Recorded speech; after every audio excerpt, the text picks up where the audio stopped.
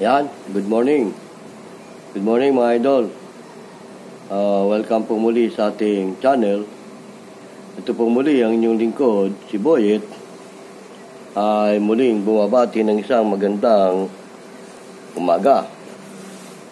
Bueno, mga idol, shoutout po na sa ating mga subscriber dyan, sa ating mga viewer, gayon din sa ating mga follower. At siyempre, idol, kung bago ka pa sa channel kong ito, huwag mo namang kalimutang mag-subscribe at pumindot ng ating bell button. At nawa mga idol, sa mga kayong panig ng ating bansa naroon, ay nasa mabuti tayong kalagayan hanggang sa mga oras na ito. At sana samahan nyo ako sa maikling sandali ng programa natin ito para meron man akong makasama sa panahon ng ating kwentuhan. Tulad pa rin naman ng dati mga idol, magkukwentuhan lang naman tayo sa mga bagay na may kaugnayan sa larangan ng serbisyo publiko. At siyempre, tulad nating tayong mga vlogger, ang layunin natin makapaghatid ng magandang sa ating mga kababayan para pero naman silang mapakinabang sa ating mga ginagawang pagbablog gaya nito. Pero shoutout din naman sa ating mga kapwa-vlogger dyan, ano man ang sistema ng inyong pagbablog, ano mang larangan, ay lahat kayo ay mga idol ko rin dahil tulad nyo, nagsasubscribe din ako sa inyo at nag-ano ng bell button. Bueno, mga idol, ang paksa ng ating tatalakayin sa mga oras na ito, may kaugnayan pa rin ito sa larangan ng serbisyo publiko, tulad ng ginagawa natin ng mga nakaraan. Kung matatandaan nyo ng mga nakaraan, bilang lupong tagapamayapa itong inyong lingkod, tulad ngayon ay naka-duty ako, at kasama ko nga ang aking co-partner, nandun siya sa baba, at may ginagawa siya. Bilang mga lupong tagapamayapa, ang trabaho namin dito, nabanggit ko na ng mga nakaraang video, para sa mga kabarangay natin, hindi lamang dito sa aming barangay o maging sa ibang barangay na nangangailangan ng aming serbisyo, siyempre, tutugunan natin ang kanilang mga pangangailangan. At nabanggit ko na nga rin na kahit hindi saklaw ng aming kapangyarihan, pwede namin itong tanggapin, pero hindi kami nga ang tatapos. Shoutout nga pala dyan sa aking mga kapwa doon, saan man kayong barangay naroon, mga idol. Shoutout sa inyo. Nawa ay nasa mabuti tayong kalagayan sa buong panahon ng ating panunungkulan sa ating mga barangay, saan man kayong barangay naroon. Gayon din, shoutout din sa ating mga barangay captain dyan, saan man kayong barangay. Shoutout sa inyo at nawa ay nasa mabuti rin kayong kalagayan sa panahon ng inyong mga panunungkulan, ang mga kagalang-galang nating barangay captain na siyang nangangasiwa sa kabuuan ng kani-kanilang mga barangay. Bueno, tuloy natin mga idol ang ating kwentuhan. Papaksayin lang natin yung mga nakaraang pangyayari na nangyari na nga sa amin ito nung kinukwento ko sa inyo na kahit hindi saklaw ng aming kapangyarihan, kailangan namin tanggapin. At ito nga, nangyari sa inyong lingkod, nagkaroon ako ng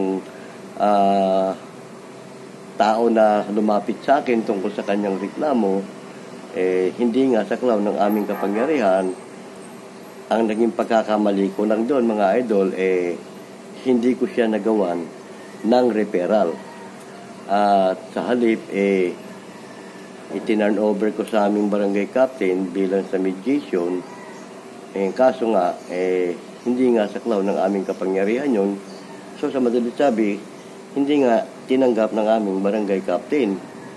Kaya nga, nagkaroon ng konting problema, pero mabuti na lang maagap ang aming barangay secretary na nagawa niya agad ito ng yung tinatawag na parang recommendation letter patungo sa mga kinaukulan na kung saan siya nararapat dumulog.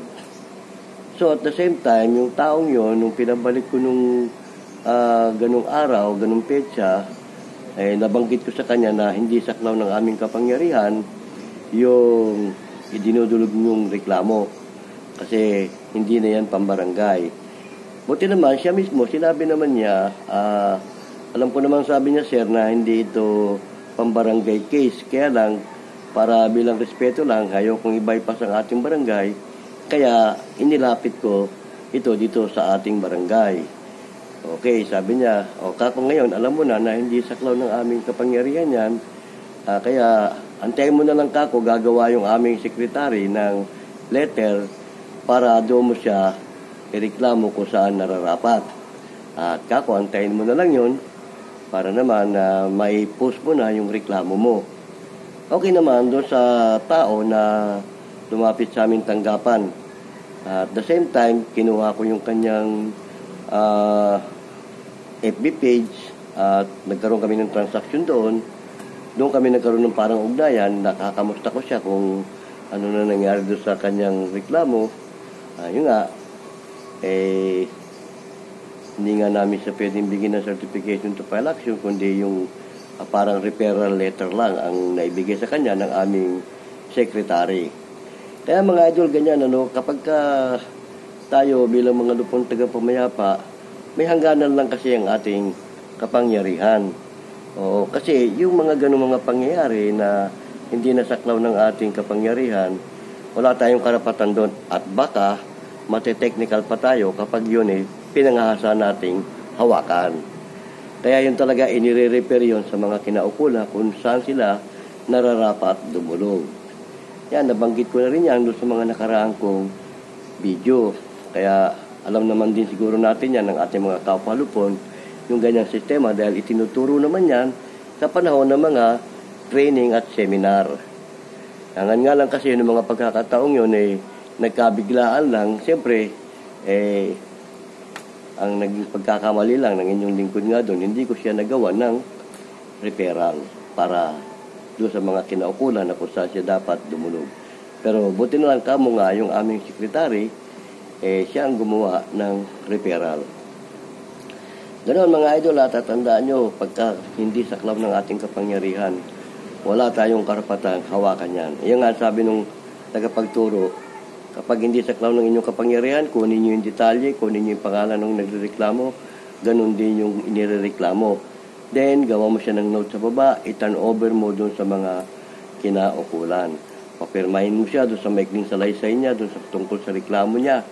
Para naman, pag dinala niya yan dun sa mga kinaukulan, kukopyahin na lang yan kung sino man ang mga naka-assign dun sa kanyang pagdadalhan. Ganun lang kasimple ang mga idol ng ating trabaho bilang mga lupon. Pero kung saklaw ng kapangyarihan, okay, i-premediation mo siya. Oo, ganun. Dito sa amin kasi, yung lupon for the day na naka-duty, kapag may mga ganung reklamo, pinipremediate na namin agad yun. Oo, alam mo, galing sa Bantay Bayan, inakyat sa amin. Kasi susuriin namin yung kanyang reklamo kung para saan ba yan, kung yan ba para sa barangay, o para sa mga ibang ahensya ng ating pamahalaan. Kaya yan, pag saklaw ng kapangyarihan, minimediate namin yan, premediation ang tawag doon. Pero wala pa yung barangay case. Just in case na nagkasundo sila sa premediation na yon, kakaroon sila agad ng amicable settlement. Pag hindi sila nagkasundo, ayon, ipupost namin yun sa aming kapitan.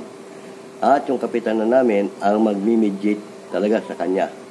Sa tatlong paghaharap nila sa mediation, hindi nagkasundo, tsaka lang yan ibabato sa ating mga lupon, tagapamayapa. Diba, ganun, tama? Ngayon, kung sa premediation pa lang namin, kasi meron kaming lupon for the day, doon pala sa premediation namin, kapag nagkasundo, okay na yun. Pipirmahan na agad namin yun sa kanong kapitan na nagkasundo sila. Kakaroon agad ng amicable yun. At the same time, may mga nangyari na sa amin ganyan, na premediation pa lang, na amicable na agad. Oo, kasi kung mababaw lang naman ang reklamo, pwede naman lalo't nandyan din yung respondent na inirereklamo. Pagka ganoon na minireklamo sa premediation pa lang, kapag pumayag yung complainant na ipatawag yung respondent, pinapatawag namin yon. At dumarating naman, kapag dumating yung respondent, nagkaharap-harap ka niyan sa premediation, ayun, okay na, tuloy-tuloy na, amicable na agad yun. Ganoon, kaya meron kaming lupon for the day na siyang sumasala sa reklamo ng ating mga kabarangay. Siguro sa inyong barangay meron din ganyan na naka-duty na lupon for the day. Ano mga idol, sana sa maikling programa natin ito, meron kayong nasagap na konting idea sa sistema ng trabaho ng mga lupon tagapamayapa dito sa katarungang pambarangay. Alam nyo, malaking bagay mga idol talaga nung itatag itong katarungang pambarangay. Oo, yung tinatawag na barangay justice system. Yan ang legacy na iniwan nung matandang Marcos, yung dating Pangulong Marcos na tatay ni Bongbong. Oo, yan ang legacy na iniwan niya. Nagkaroon ng power ang katarungang pambarangay dahil nga sa sistema na maraming inaasikaso sa ating hukuman, kaya yung mga usaping pambarangay, ginawa ng paraan na dito na lamang sa barangay ayusin o tapusin ang kanilang mga problema at lalo't hindi naman talaga kabigatan yung kanilang problema. Kaya yon. Pero meron din naman kasi na may mga complainant, nabanggit ko na rin nung nakaraan na although mababaw lang yung kanyang reklamo, talagang pag pinairal yung ego, gusto talaga iaakit nila sa taas, isa certification to file action. Pero kahit naman yung certification to file action yun, kapag nasilip ng prosecutor na mababaw lang yung sistema na yun at hindi na kailangan makarating sa kanila, ibinabalik din yun sa barangay. Oo, para dyan na lang tapusin.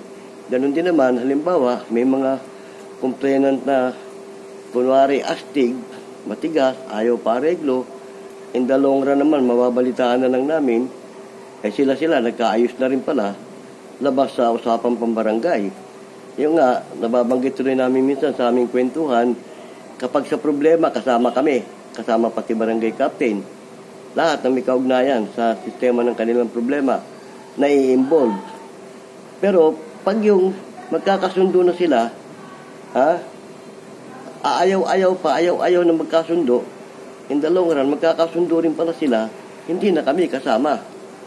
Oo, yun ang ina-advise natin sa ating mga kabarangay na kapag kayo may ipinail na reklamo sa barangay, kung inaakala nyo na kaya nyong patawarin yung inyong nirereklamo, right there and then, tanggapin nyo na humihingi siya ng tawad sa inyo, patawarin nyo na. Dahil na naman, meron naman terms and condition niya na kayo pipirmahan. Pipirma siya, pipirma ka rin. Oo. Ngayon, halimbawa, nagmatigas ka, siyempre, ganun talaga, pag galit ang tao, minsan, hindi agad matatanggap yung ganung pangyayari na humihingi ng tawad. Kung dumating yung time na binigyan ka ng certification to file action, at napag-isip-isip mo na hindi mo na gustong ituloy ang iyong reklamo, pag nagkita kayo, nung nirereklamo mo, ikaw na mismo, tawagin mo siya. Tara, punta tayo sa barangay. Hindi ko na itutuloy yung reklamo ko sa iyo. Ayusin natin to sa barangay. Ganon ang tamang proseso. Para naman na umpisahan nyo sa tamang proseso ang inyong alitan, matatapos sa tamang proseso. Di ba? Tama mga idol. Ganon dapat yung mga complainant na nagmamatigas, humihingi ng certification to file action na hindi naman itinutuloy ang kanilang reklamo. Kasi once na naulit yung pangyayari sa inyo, for the meantime na may certification to file action ka, hindi ka muna aarangkadahin yan kasi medyo nangangamba yun eh. Pero pag tumagal, na hindi mo naman isinampa yung certification to file action mo, tapos hindi rin kayo nagkasundo, inulit, magkakaproblema ka dyan, idol. Ganon ang ibig kong sabihin.